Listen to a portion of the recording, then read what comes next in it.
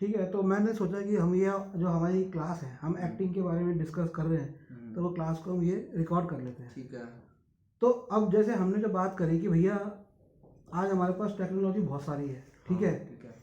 हम कई तरह के कैमरा यूज़ कर सकते हैं और कई तरह की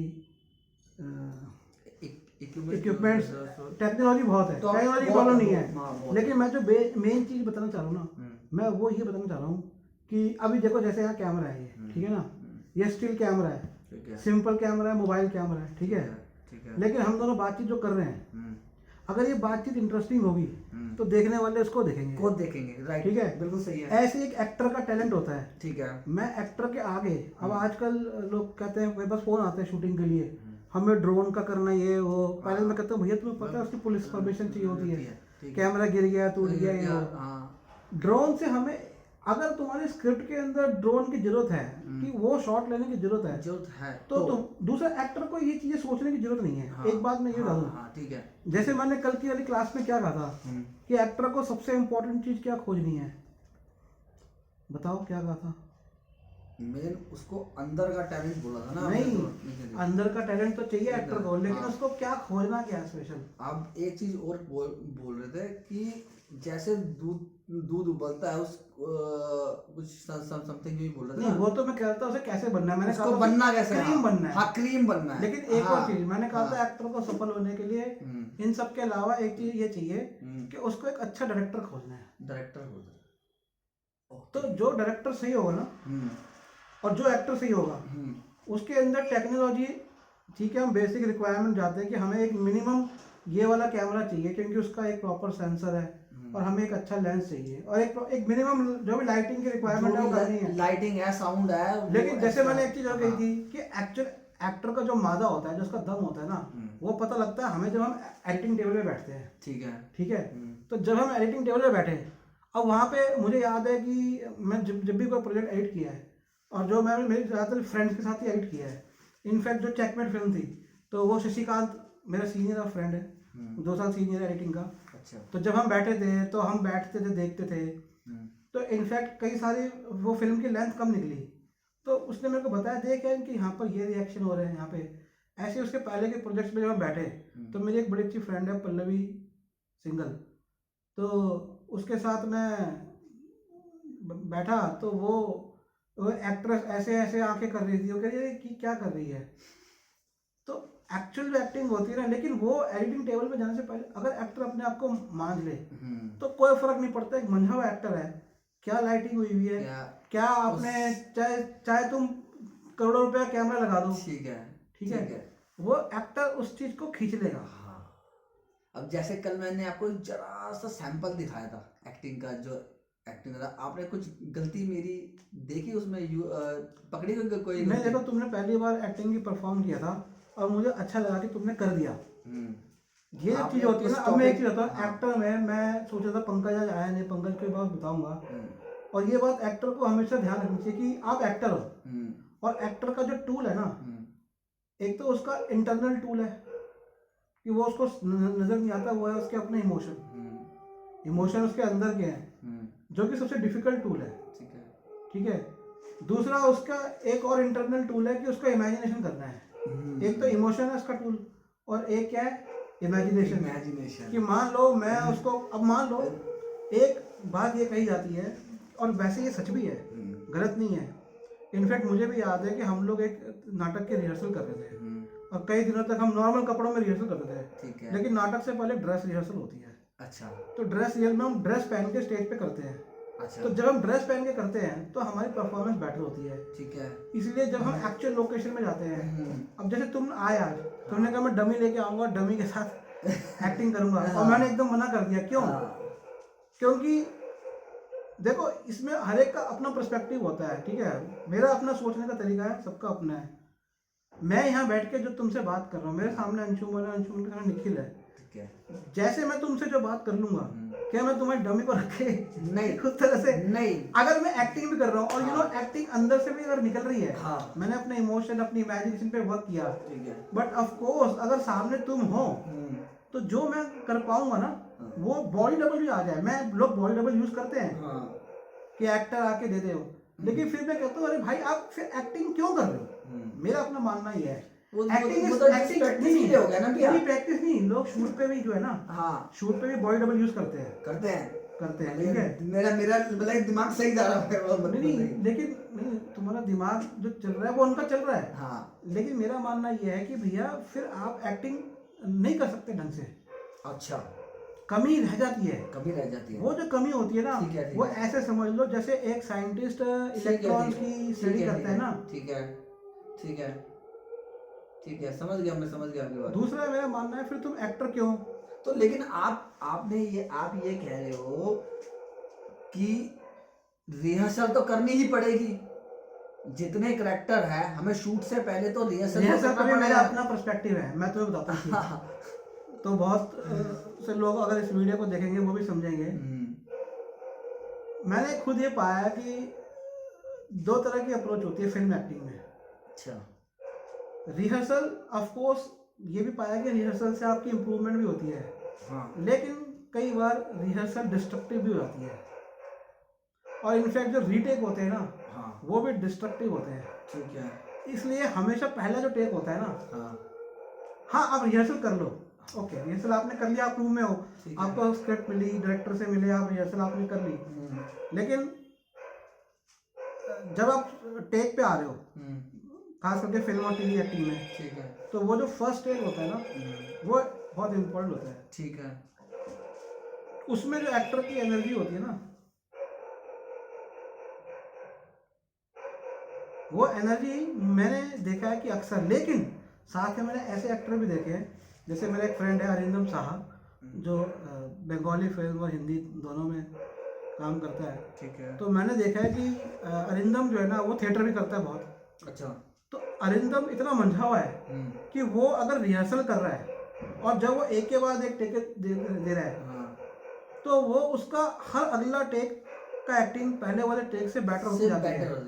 लेकिन एक मेरा फ्रेंड है और सुधीर, तो वो एक्सपीरियंस हो गया। नहीं वो भी थिएटर करता है, सुनो वो भी थिएटर करता है, वो शॉर्ट फिल्म्स टीवी वो भी करता है। ठीक है लेकिन मैंने उसके साथ देखा कि वो हमेशा पहला टेक ही ढंग का देता है। अच्छा क्योंकि वो इतनी, क्या होता है, आप इतनी एनर्जी और जोश से करते हो ना। ठीक है लेकिन ऐसा नहीं है। अब जैसे मैंने बताया, जब हमने चेकमेट शूट करी तो 30 से ज्यादा टेक थे पहले विकास कटियाल के। 30 से ज्यादा 32 टेक्स थे जहाँ तक, और यहीं पे नीचे शूटिंग कर रहे थे। अच्छा तो 35 के आसपास, 32-35 पहला था। लेकिन ये फर्स्ट डे था शूट का, पहला शॉट था। अच्छा ऑब्वियस सी बात है कि एक नई सिचुएशन है, नया यूनिट है, नए लोग हैं, क्योंकि हमने उसमें कोई रिहर्सल नहीं करी थी। मैंने स्क्रिप्ट भी उनको ज़्यादा पहले नहीं दी थी। अच्छा तो थोड़ा सा एडजस्टमेंट में टाइम मिलता है। बट मुझे लगता है वो जो एडजस्टमेंट में टाइम था, अभी मेरे को ऐसा लगता है इस चीज़ में एक बात समझने की चीज़ है कि जब तक एक्टर डायरेक्टर को नहीं समझेगा और समझने के साथ उसका आदेश का पालन नहीं करेगा, ये ऑटोनॉमी का खेल है। ऑटोनॉमी मतलब स्वामित्वता। जैसे हम स्कूल में होते हैं तो हम जब मान लेते हैं ना ये टीचर है, ये टीचर है, अब आप टीचर की बात नहीं, आप उसको प्रश्न पे प्रश्न करते जाओगे। जब तक आप उसके सुपुर्द नहीं होगे, अपने आप को नहीं करोगे, तब तक आप उसकी मेंटल जोन में नहीं आओगे। मेंटल जोन में नहीं, तो मुझे लगा कि वो तो फिर भैया वो तो आप थोड़ा सा वो अपने हिसाब से कर रहा था, पर मैं ये चाहता था, और मैं कहीं ना कहीं ये, और लेकिन क्योंकि वो जब जैसे वो जोन में आया, तो उसके बाद अगले 10 दिन की हमारी जो शूटिंग रही, उसने इतनी अच्छी एक्टिंग करी कि मुझे बताना ही नहीं पड़ रहा था। और वाकई में जब एक्टर उस जोन में आ जाता है ना, तो डायरेक्टर के लिए बहुत आसान हो जाता है। वो एक्टर वही है, एक्टर कौन है, एक्टर वही है। लेकिन वो भी ऐसे नहीं आया, उससे पहले उसने विस्लिंग वुड से 2 साल का एक्टिंग का कोर्स किया। अच्छा। जिसमें वो गोल्ड मेडलिस्ट था। अच्छा। वो विस्लिंग वुड के फर्स्ट बैच का स्टूडेंट था। अच्छा। फर्स्ट बैच का गोल्ड मेडलिस्ट स्टूडेंट, जो सुभाष घई जी का इंस्टीट्यूट है। अच्छा। तो साथ में वो थिएटर भी करता था। आई थिंक वो जो नादिरा बब्बर है उनके साथ थिएटर करता था। अच्छा। जो उनकी वाइफ है राज बब्बर जी। अच्छा। नादिरा बब्बर जी। तो वहाँ पे जो पृथ्वी थिएटर है वहाँ पे अक्सर उसके शो होते थे। अच्छा। तो ये तो अच्छा है कि एक्टर अपने आप को इन चीज़ों में रखते हैं। बट सिनेमा की जो एक्टिंग है वो बहुत वर्सटाइल है। तो अब जैसे जो तुमने कल की बात करी, तुमने कल एक परफॉर्मेंस करी और मैंने को कैसी लगी, परफॉर्मेंस।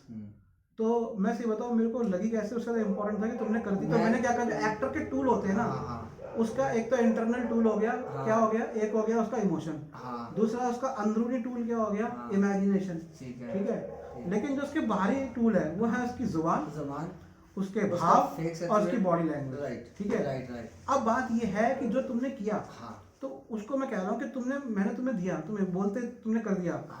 एक्टर को हमेशा इस चीज के लिए तैयार करना चाहिए कि मैं एक्टर हूँ, ये मेरे बॉडी टूल है, मुझे क्विकली अपनी इमेजिनेशन पे काम करना है, मुझे क्विकली अपने इमोशंस को एडजस्ट करना है, और मेरे को क्विकली परफॉर्म करना है अपनी बॉडी, फेस, आईज और एक्सप्रेशन से। मैं कहने का ये चाह रहा था कि जो मैंने आपको परफॉर्मेंस दी, हाँ, उसमें मेरी कमियां बताओ कि मैंने गलती कहाँ की। मैं बताता हूँ, देखो मैं इस चीज को समझाता हूँ, सब लोग उधर भी देखेंगे तो समझेंगे। आप पेंटिंग बनाते हो, when you make your first painting, right, ठीक है, आप नहीं कह सकते कि इसमें कोई कमी है। अच्छा, लाइकवाइज आपने कुछ एक्ट किया, मैं नहीं कह सकता उसमें कुछ कमी है। अच्छा, और तभी मैंने कहा था, हो सकता है कि जिसको मैं पसंद ना कर रहा हूँ उसको पसंद करने वाले कोई और भी हो सकते हैं। ठीक है, ठीक है, ठीक है। आज आप आदि मानव की केव पेंटिंग देखते हो, जो गुफा में पेंटिंग बनी होती है, ठीक है, और हम लोग जो इतना आर्ट में रहते हैं, इतनी पेंटिंग, फिल्म्स, इतना पिक्चर देखते हैं, स्टडी करते हैं, हम भी जब अब उन पेंटिंग्स को देखते हैं, मैं कुछ दिनों पहले कुछ केव पेंटिंग देख रहा था जो हजारों साल पहले के मानव ने बनाई थी, तो मुझे उनमें बहुत ब्यूटी लग रही थी।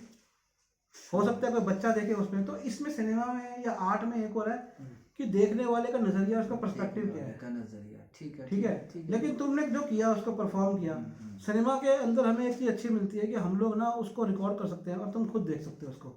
तो एक्टर्स को ना ये हैबिट डालनी चाहिए, जो एक्टर्स नहीं करते, कि जो भी उनका शूट होता है, और ये कोई एक्टर नहीं करता, लेकिन अच्छा, वो उसमें क्या होता है, एक जो हमने शूट किया उससे हम कहते हैं कि हमारा रॉ है, कि एडिट के लिए नहीं गया, ठीक है ना, रॉ फुटेज, तो फुटेज नहीं आ रही, पर ये हमारा रॉ स्टॉक है, मतलब एक तरह से ये हमारा रॉ मटेरियल हो गया तैयार, कि हम फाइनली, ठीक है, उसको अपने जितने भी रॉ शॉट्स हैं वो सारे देखने चाहिए।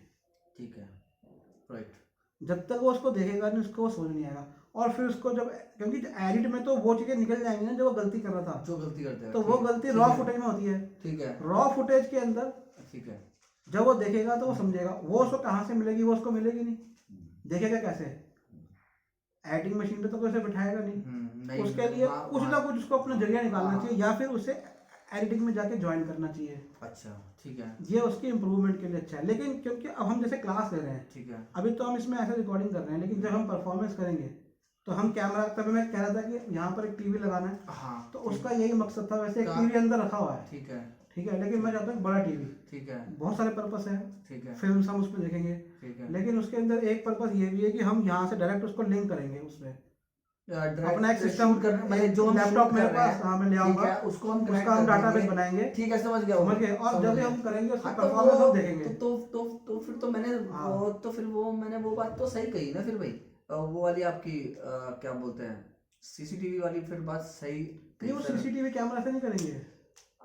आपको जो मैं चीज बताने की कोशिश कर रहा हूँ ना, जो एट ए टाइम हमने जो करा शूट, ठीक है, उसको हम वहां पे देखना चाहते हैं, पहले तो करना पड़ेगा, एट ए टाइम तो देख सकते हैं, हाँ, एट ए टाइम तो नहीं दे सकते, पहले रिकॉर्ड करना पड़ेगा, पहले आप मतलब आप एक्टर हो, हाँ, हम पहले कैमरा रख के रिकॉर्ड करेंगे, हाँ, ठीक है, वो रिकॉर्डिंग को हम सेव करेंगे, हाँ, फिर आपको बिठाएंगे, हाँ, हम सब बैठेंगे, ठीक है, और फिर हम उसको देखेंगे, वहाँ पे हम रन करेंगे, हो सकता है 3 बार देखें, हाँ, और फिर हम उसे अपने रिकॉर्ड में भी रखेंगे, ठीक है, वो आप भी अपने रिकॉर्ड में रख सकते हो, ठीक है, एट ए टाइम तो फिर भी नहीं होगा, नहीं, एट ए टाइम तो फिर भी सीसीटीवी की जरूरत, सीसीटीवी में जरूरत हो सकती है, 2-3 कैमरास की हो सकती है भैया, क्योंकि चक्कर क्या होता है, जैसे बंदा खड़ा हुआ है, नहीं, वो ऐसा नहीं है, वो उसमें कोई सीसीटीवी की जरूरत नहीं है, वो हमारा सिंगल कैमरा ही होगा। अच्छा, अब यहाँ पर जो सिंगल कैमरा होता है, हमें उसमें शूट नहीं कर रहे, कई बार आप शूट करते हो, एक्चुअली सीसीटीवी कैमरा से ना बोलो, जो आप कहना चाह रहे हो that is called multi camera setup, right, sorry, multi camera setup जो होता है ना, उसकी जरूरत तब पड़ती है जब हम किसी ऐसे इवेंट को शूट कर रहे हैं, 2 जगह जरूरत पड़ती है उसकी, मैं बताता हूँ। ऐसा इवेंट हम शूट कर रहे हैं जिसके अंदर हम उसको दोबारा रिक्रिएट नहीं कर सकते। फॉर एग्जांपल हमने एक कार का ब्लास्ट शूट किया और हमने रियल कार का ब्लास्ट कर रहे हैं, ठीक है, हम उस पर लगा देते हैं मल्टी कैमरा। हाँ जैसे हम स्पोर्ट्स का वो होता है, तो हाँ ठीक है, मैच होता है, मैच स्पोर्ट्स में हम लगा हाँ, के, ठीक क्योंकि है, हम उस इवेंट को दोबारा रिकॉर्ड करना नहीं कर सकते, इम्पॉसिबल नहीं हो सकता, एक ही वो उसको, फिजिबल नहीं है हाँ उसका, ठीक है। वो नहीं हो सकता। दूसरा, हम मल्टी कैमरा तब शूट करते हैं जब हम स्टूडियो में कुछ शूट कर रहे हैं। जैसे हम जितने भी हमारे जो प्रोग्राम स्टूडियो में बनते हैं ना, ठीक है, उसमें मल्टी कैमरा यूज होते हैं। जैसे इंटरव्यूज हो गए, ठीक है, अब जैसे हमारा तो एक हाँ, ये है, हाँ हाँ तो हाँ अब यहाँ पर जनरली इस तरह की बात जो होती है ना, उसमें 3 कैमरे यूज होते हैं। हाँ, कम एक यहाँ लगेगा 3 फ्रंट, से 4 कैमरे होंगे, नहीं कम से कम 3। चलो 3 कैमरे होंगे, ठीक है। उसमें एक बात ध्यान रखो, इसमें भी दो, आप खाली कैमरा लगाने से काम नहीं होता, आप उसकी एडिटिंग कब करोगे। एडिटिंग सुनते जाओ चुपचाप। हाँ हाँ एडिटिंग भी 2 तरह की होती है, हाँ, online editing, real time editing, और ऑफलाइन एडिटिंग।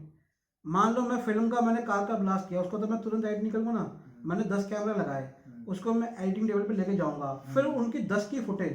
तो अब ये देखो, एक कैमरा से रिकॉर्ड करने पे कितना टाइम लग रहा है।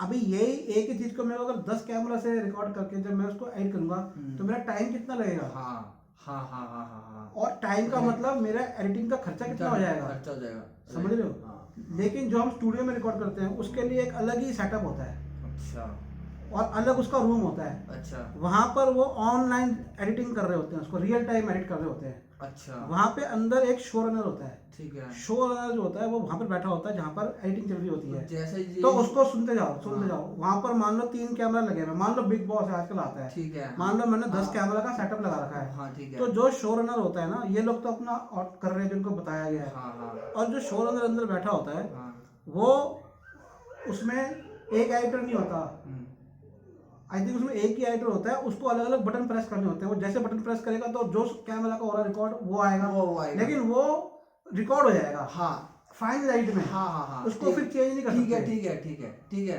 ये शोज में चलता हाँ, है, हाँ, हम ठीक है। इंटरव्यू देख रहे हैं वो, ठीक है, हाँ, वो वही- बहुत डिफिकल्ट होता है। वही- उसमें वो भी हम नहीं कर सकते, क्योंकि उसको उसका एक अलग खर्चा होता है, अलग खर्चा उसका, स्टूडियो सेटअप ये वो। इसलिए हम जिस तरह की जो हम फिल्म्स हम बनाते हैं, जनरली फिल्म्स के अंदर, फिल्म्स में आप एक ही सिंगल कैमरा से ही बनाते हो।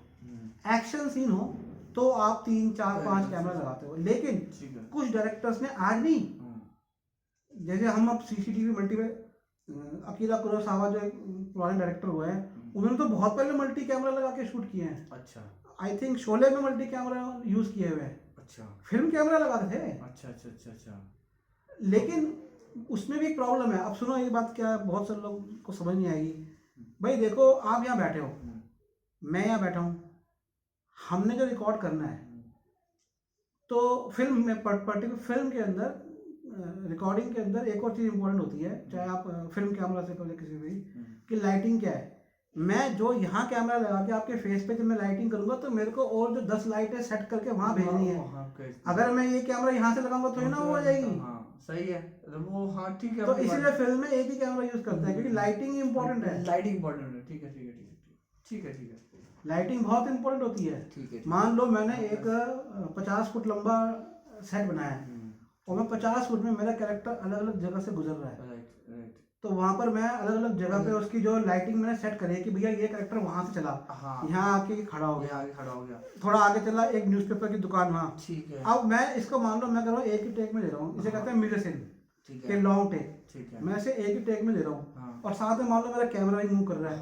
और सुनो इसके अंदर क्या होता है, ये जो बहुत एक मिसकॉन्सेप्शन है, जो हम कैमरा फिल्म शूटिंग में यूज करते हैं, वो हम ऑटो फोकस मोड पे नहीं जाते हैं। अच्छा। उसमें फोकस पुलर होता है, उसमें मैनुअल फोकस करते हैं, एक बंदा स्पेशल होता है जो फोकस पुल करता है। हालांकि आजकल डिजिटल में टेक्नोलॉजी आ गई है कि कर सकते हो, लेकिन हम उसको एस्थेटिकली से नहीं मानते, क्योंकि मान लो आप यहाँ चल रहे हो और हमने पीछे एक लड़की खड़ी कर रखी है, ठीक है, और हम कह रहे हैं ये जब यहाँ रुकेगा तो फोकस उस पर जाएगा, ठीक है, जब ये यहाँ से चलेगा तो फोकस इस पे आएगा, ठीक है, ये हम कैमरा में फीड करके नहीं कर सकते। अच्छा। इसके लिए हमें मैनुअल फोकस करना पड़ेगा, ठीक है, कैमरा भी चल रहा है, फोकस भी चल रहा है, लाइटिंग भी चल रही है, ठीक है। तो ये जो चीजें है ना, ये सारे सिनेमा की चीजें, आप सिनेमा फिल्म स्कूल में जाते हो या फिल्म सेट पे 5 साल काम करते हो तब जाकर समझ में आती है। लेकिन फिर भी ये है कि जब आप एक्टिंग कर रहे हो, तो जैसे मैंने कहा कि आपको अपना खाली एक्टिंग का नहीं, आपको जो फिल्म प्रोडक्शन है उसकी भी थोड़ी समझ होनी चाहिए। ठीक है, सही कहा आप लोगों को। तो इसलिए हम इसमें एक कैमरा लगाते हैं, क्योंकि उसका रिलेशन लाइटिंग से होता है, इसलिए हम इसमें मैनुअल फोकस करते हैं। राइट ठीक है। राइट। और अब मान लो आपने मल्टी कैमरा लगा दिए और कई बार आपको 10 टेक लेने पड़े, और आपने लगा दिया कि 10 कैमरा, तो ये था ना मैं यहाँ से मैं ले लिया, खाली शॉट कैसा मिल रहा है दिखने में वो तो इम्पोर्टेंट नहीं होता। मैंने क्या कहा, एक अच्छा एक्टर होता है ना, मैं कैमरा अगर यहाँ भी मैंने यहाँ पे रखा है, एक अच्छा एक्टर क्या होता है, एक अच्छा स्टोरी टेलर होता है, कहानीकार होता है, वो कहानी बताने वाला होता है। ठीक है, वो अपने भाव से, वो अपने जुबान से। अब जुबान भी होती है ना कई लोगों की, हर एक एक्टर के पास गला नहीं होता। राजकुमार का जो गला था आज तक वो गला किसी का नहीं है, और वो गला शायद उनको कुदरती वैसा मिला था, वो हमारा स्ट्रक्चर होता है वैसा। आवाज की पिच आंखों से, कई एक्टर्स होता है उनके लिए कहा जाता है कि भाई ये आंखों से बड़ी अच्छी एक्टिंग करते हैं। जैसे और इरफान खान का नाम आता है ना, नहीं, कईयों की तो आंखों की शेप होती है, वो अट्रैक्टिव लगती है, लेकिन आंखों से एक्टिंग असल में क्या होता है, आंखों से एक्टिंग का कह रहे हैं लेकिन आंख एक्टिंग नहीं करती। मेन उसका मतलब ये है कि इंसान जो अपना इंटरनल उसका कितना इमोशन और उसको सोचता है वो मतलब इमोशन मुंह से ना करके फेस से बयां कर देता है। फेस हो, आंख देखो, फेस से। अच्छा एक बात बताओ, फेस और आंख की जहां तक बात है, कई बार आदमी आंख बंद कर ले और उसके पास को दूसरा आदमी और वो आंख बंद करे, तो उसको एक फीलिंग हो जाती है कि क्या सोच रहा है, हो जाती कि नहीं होती है ना। ठीक है। और कई बार कोई इंसान दूर भी नहीं होता, पास भी नहीं होता, दूर होता है, तब भी उसको फीलिंग आती है वो क्या सोच रहा होगा। तो वो जो फीलिंग्स होती है ना, वो आपको, वो मेंटल वाइब्रेशंस आपको अपने माइंड से क्रिएट करनी पड़ती है, अपने दिल से क्रिएट करनी पड़ती है, वो एक्टर का काम होता है। और वहीं पर एक्टर की बॉडी जो है ना, उसको मैकेनिकल ना करके वो आपको मैकेनिकल, वरना मैकेनिकल बॉडी रहती है। लेकिन अब आपने जो कहा कि कल मैंने किया, तो मैंने कहा ना कि वो तो आपकी पहली पेंटिंग है, और कोई भी पेंटर जो होता है जब तक वो पेंटिंग को करता रहे वो पेंटिंग और अच्छी होती रहती है। ऐसे एक्टर होता है कि अगर उसने कोई परफॉर्मेंस करनी है तो उसको मिली स्टोरी, मिली स्क्रिप्ट, मिली कुछ भी मिली, थोड़ा आगे आ जाओ, तो वो जो भी करना चाहता है उसको अगर वो वर्क करता रहे, एक बार 2 बार घर में करे, शीशे के आगे करे, ठीक है, और करे, और जैसे उसके साथ जो एक्टर के टूल्स हैं, अब जैसे मान लो कि फॉर एग्जांपल हमने एक कहानी उठाई थी, क्या कहानी उठाई थी कि एक आदमी है जो हर एक को टोकता रहता है ऑफिस में हेलमेट के लिए, जो हमारी अगली फिल्म का विषय हो सकता है, शॉर्ट फिल्म का। तो अब मान लो आप एक कैरेक्टर हो, ठीक है, मैं डायरेक्टर हूँ, मैंने तो आपको सिंपल ये लिख के दे दिया, ये डायलॉग थे उसके इसके, और ये चिड़ा और ये ऑफिसर के पास गया, ठीक है। अब ये जो चिड़ा, ये चिड़ा क्यों? अब इसके ऊपर आपको मैंने कोई भी बात नहीं कही, भाई मैं डायरेक्टर हूँ, मैं राइटर हूँ, मैं 50 काम है, मैं यार इतना मैं नहीं कर सकता, ठीक है। अगर मैं सोच भी लूँ तो मेरे पास टाइम नहीं कि मैं आपको बता दूँ, ऐसी सिचुएशन है, ठीक है। अब आप सोचो कि आप क्यों चिढ़ रहे थे, अब आप उस कैरेक्टर की, उस चरित्र की कहानी बनाओ खुद, ठीक है। एक ऐसा चरित्र जो हेलमेट लगा, अब उसका एक कहानी सोचो कि वो हो सकता है कि बड़ा अपने फेस के ऊपर क्रीम लगाता है, जो हो सकता है उसको लग जाए खराब, या हो सकता है कि उसको उसके कोई अंकल जो है वो ट्रैफिक पुलिस में हो, मेरी बात सुनो, मेरी बात सुनो, कि उसको लगता है कि उसके अंकल ट्रैफिक पुलिस में है, कि उसको कोई रोकेगा तो वो, लेकिन वो जो उसको रोकेगा और वो छूट जाएगा, लेकिन वो लगाना क्यों नहीं चाहता, ठीक है, उसकी इरिटेशन का कारण क्या है, ये कहानी आप बुनो, ठीक है। वो कहानी आपको डायरेक्टर को बताने की जरूरत नहीं है, ठीक है, किसी को बताने की जरूरत नहीं है, ठीक है, वो आपका होमवर्क है एक्टर का। अब मान लो आपको कोई और कैरेक्टर मिला है, मान लो आपको एक सिंपल लेते हैं, एक पुलिस वाले का कैरेक्टर मिला जो रिश्वत देता है, ठीक है, तो आप को सीन तो सारे ऐसे हैं, वो यहाँ जा रहा है, हाँ जो भी कहानी है कि रिश्वत ले रहा है वो, लेकिन उसकी कहानी बुनो कि वो रिश्वत क्यों ले रहा है, उसके अंदर रंग डालो। और दूसरी बात ये कि हर इंसान को ना, इसमें जो एक इम्पोर्टेंट चीज़ है ना, इंसान को ना बुरा रखकर कोई भी कैरेक्टर मत सोचो, चाहे वो कैरेक्टर नेगेटिव और विलेनी क्यों ना हो, ठीक है। हर इंसान अच्छा करना चाहता है, ये एक थॉट रख के चलो, लेकिन उसको मजबूरी में बुरी चीज़ करनी पड़ती है, लेकिन वो मजबूरियाँ क्या है और उसके अंदर अच्छाई क्या है, बिल्कुल ये ऐसे होता है, एक्टिंग ऐसे है, आप अपना चरित्र, अपना एक्टिंग का करेक्टर तब डेवलप करोगे जैसे आप जब सामने वाले को देखो। आप सबसे ज्यादा अपने जीवन में किसको समझते हो, किसको समझ पाते हो लाइफ में? सबको तो गिनती के जो सबसे आपके करीब होगा, है ना। जिस अब आप आपसे उनको मतलब समझते क्यों? हाँ, क्योंकि आप उनको जानते हो, you know their life. Right right right. तो जब आप चीज़ों को जानते हो ना, तो फिर आप उनको अच्छे से समझते हो, तो आप उनमें वो चीज़ें देख पाते हो। तो ऐसी जब आप एक कैरेक्टर को, चरित्र को निभा रहे हो, और जब आपने उसकी एक स्टोरी बिल्ड करी, और जब आपने वो बिल्ड करने के बाद अपने अंदर उतारी, और उसे जब आपने पेश किया अपने अभिनय के द्वारा, एक्टिंग के द्वारा, तो फिर वो चीज़ सामने वाले को ऐसे समझ में आती है जैसे आपको वो व्यक्ति समझ में आता है जो आपके सबसे करीबी होता है। करीबी होता है। राइट राइट, बिल्कुल सही, बिल्कुल सही, बिल्कुल सही, बिल्कुल। चलो आप कुछ पूछो, हम आज जल्दी खत्म करेंगे क्लास। कुछ दिमाग में बात आ रही हो तो?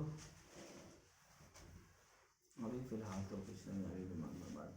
चलो कोई बात नहीं, कल मिलते हैं। मेरे दिमाग में बात आई थी, आपने ऑटोमेटिक ही वो मुझे बता दिया सर। आज मैंने लगभग जो मेरे अभी दिमाग में बात आई थी उसका आंसर आपने ऑटोमेटिक मेरे को दे दिया, तो इसलिए मेरे को अभी फिलहाल के लिए कुछ क्वेश्चंस मेरे दिमाग में है नहीं। ठीक है, तो जो लोग क्लास हमारी ज्वाइन करना चाहते हैं वो इस नंबर पे कांटेक्ट करिए। हमारी जो क्लास है ये नई दिल्ली रोहिणी सेक्टर 11 में है, और मोबाइल नंबर है 8527533051। 852 पता लग जाएगा, 8527533051। ठीक है, तो ये वाली आज की हम क्लास ये खत्म करते हैं, कल मिलते हैं और बाकी डिस्कशन अपना रखते हैं। ठीक है, ठीक है, चलो इसे बंद करो।